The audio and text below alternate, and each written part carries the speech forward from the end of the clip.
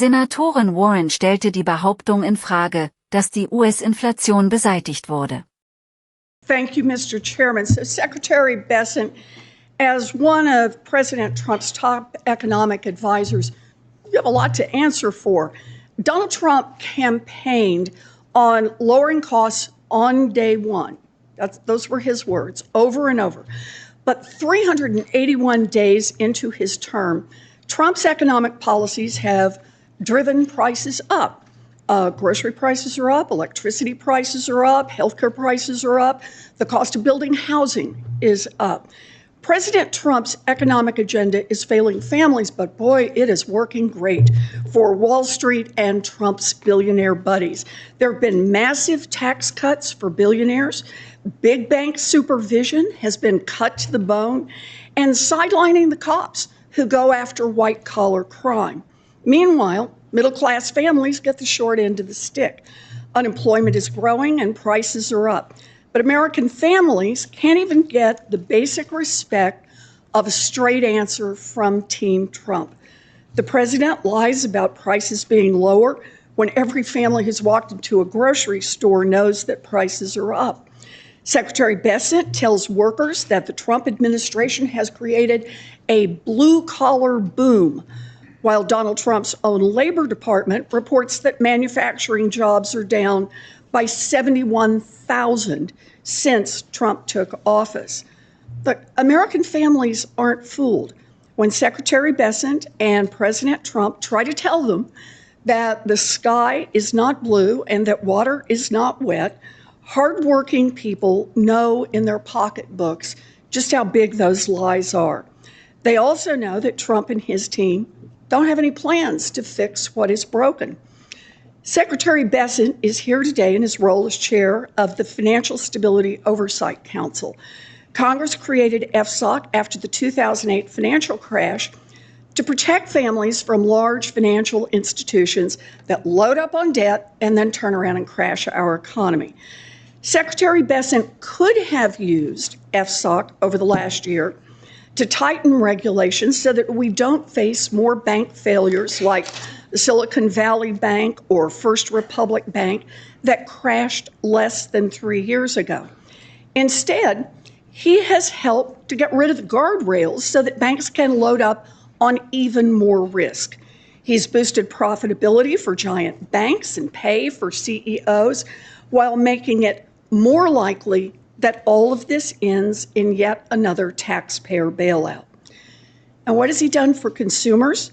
Secretary Besant tried to shut down the Consumer Financial Protection Bureau, the agency that has returned more than $21 billion directly to Americans cheated by big banks and giant corporations. He's effectively told the banks they can cheat as many people as they want, and he and Donald Trump will look the other way. But it's not just about rolling back safeguards. Secretary Besant is ignoring emerging risks in the economy. The private credit market looks like a ticking time bomb. Late last year, Moody's found that banks had $300 billion of exposure and that the risk posed by these shadowy holdings is growing.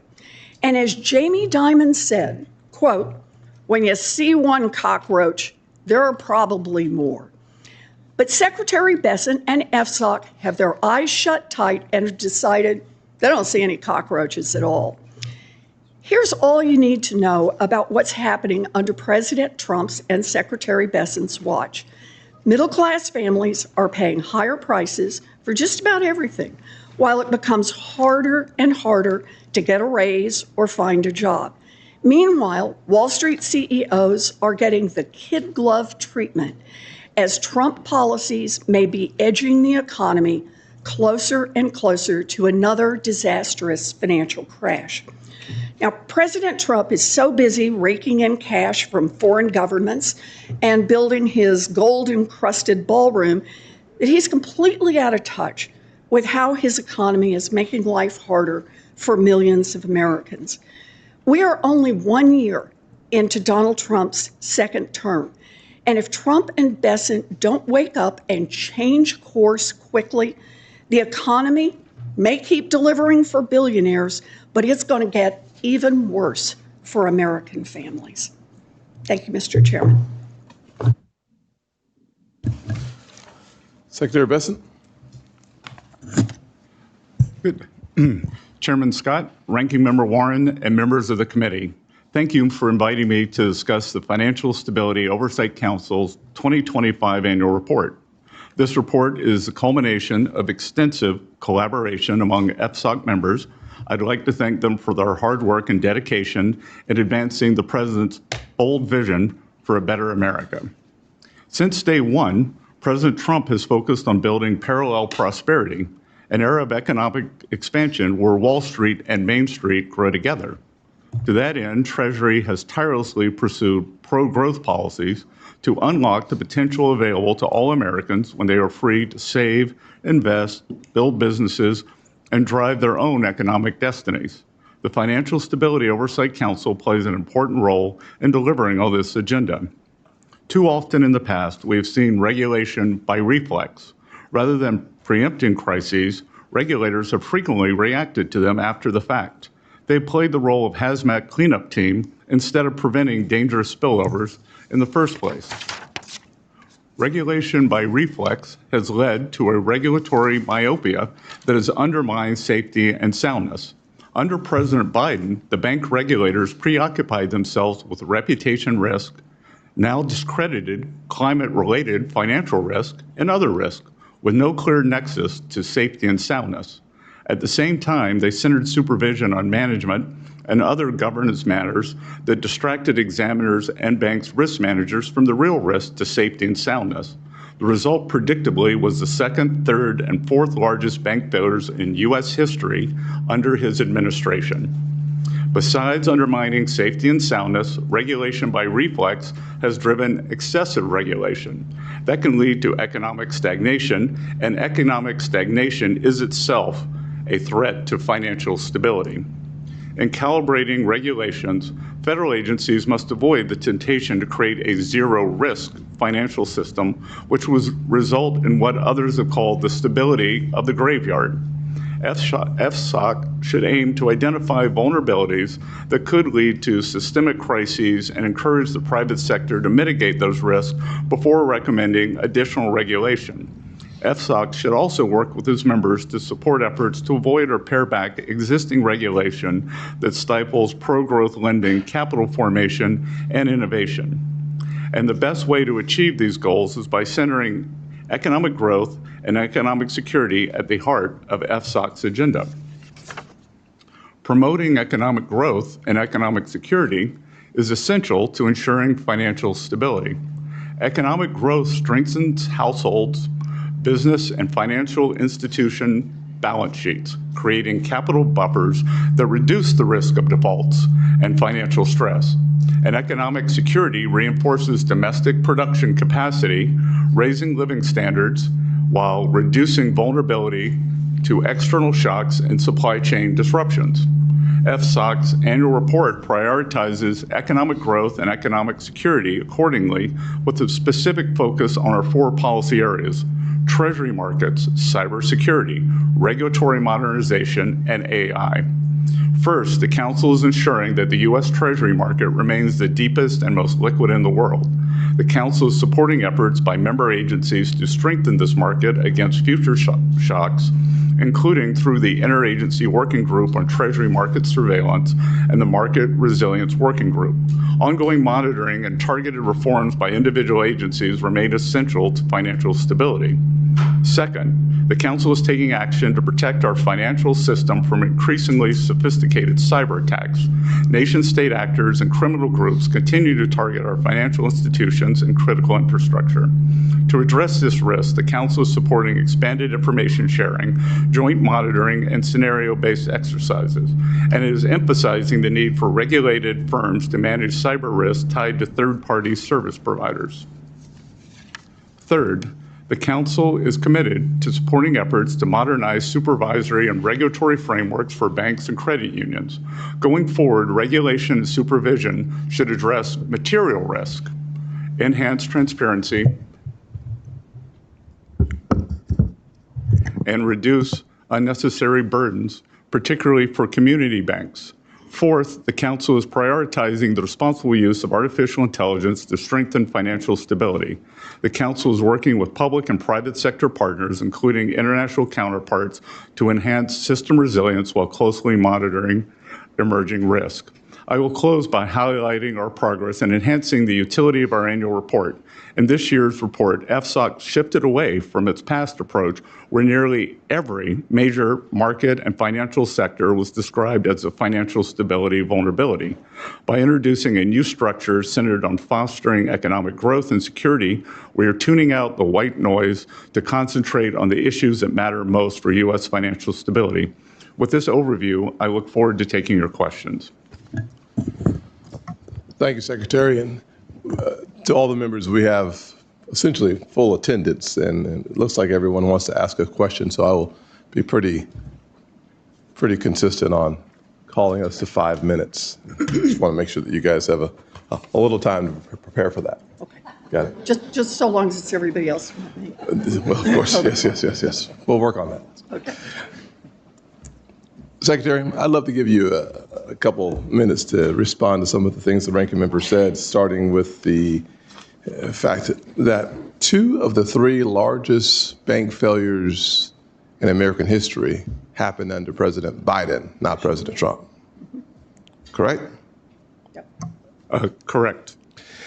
Number 2, under President Biden, we saw devastation in household after household after household. He dug a big hole where the average family was losing at the end of his term over $1,000 a month in spending power. Accurate? I would say workers suffered under policies championed by the Biden-Warren economy. And President Trump has had to fill that hole. As a matter of fact, we've seen some of the strongest GDP growth that we've seen in decades. We've seen strong GDP growth in spite of many, but not all, of the members on the right, or my right side of the room, voting for the longest government shutdown in history. Despite that, we have seen extremely strong economic growth. And if you look at the success, and this doesn't get a lot of attention, but let's make sure that it gets more today. If you look at the success of the Working Families Tax Cut bill, for those folks in blue-collar America, for the folks who are working every single day, sometimes 2 jobs, trying to make sure that their ends meet, when they look at sitting down at the kitchen table, wondering if anyone is paying attention in Washington to the suffering and the challenges around the country in their household, the answer today is absolutely, positively, unequivocally yes. We know that because in the Working Families Tax Cut bill, we saw tips. If you earn tips in America, your taxes went down significantly. Is that an accurate statement? Yes, sir. No tax on tips, no tax on overtime, no tax on Social Security, deductibility of auto loans for American-made cars, and every Democrat voted against that and in favor of the largest tax hike in history. Now, on top of that, because we understand that raising children have never been more expensive, and frankly, if you looked at the attempt of my friends on the left on child care, some of their proposals would have taken child care from average of $15,300 to $29,000 in some of the estimates given by their bill that they wanted to get passed under President Biden. We actually increased the child tax credit to $2,250, $2,200, right? $2,200. So when you compare the 2 economies and compare the 2 levels of leadership that we're seeing in great contrast, back-to-back leadership, there's no question that if you're looking for someone focusing on working class Americans, undeniably, that would be the Trump economy and the Trump administration. Mr. Chairman, during Joe Biden's tenure, CPI was 4.7% on an annualized basis. Cumulative CPI was 21.5%. There was a loss of real purchasing power for working families. Thus far, we have seen an increase in real wages. CPI for 2025 was 2.7%, And we have seen it fall for the past 3 months to 2.1. And there is an index called Truflation, which is observed inflation, not measured inflation, which comes with a lag, that just fell below 1%. Wow. I only have a minute left. I'm holding everyone to the same standard, including myself. So here's my probably not my last question, but I'm getting close to the end. When inflation in 2021 hit 9%, bad or good for the American economy? Terrible. Terrible for the American economy, terrible for the American people. Number two, when President Trump has been able to keep inflation under 3%, still heading towards our goal of 2%, much, much better for our economy. And as a result, interest rates have been able to come down consistently. Yes, we've seen the interest rates come down this year, and the 10-year U.S. Treasury had its best year since 2020, when the bond markets and our G7 colleagues actually had rate hikes. We had rate decreases.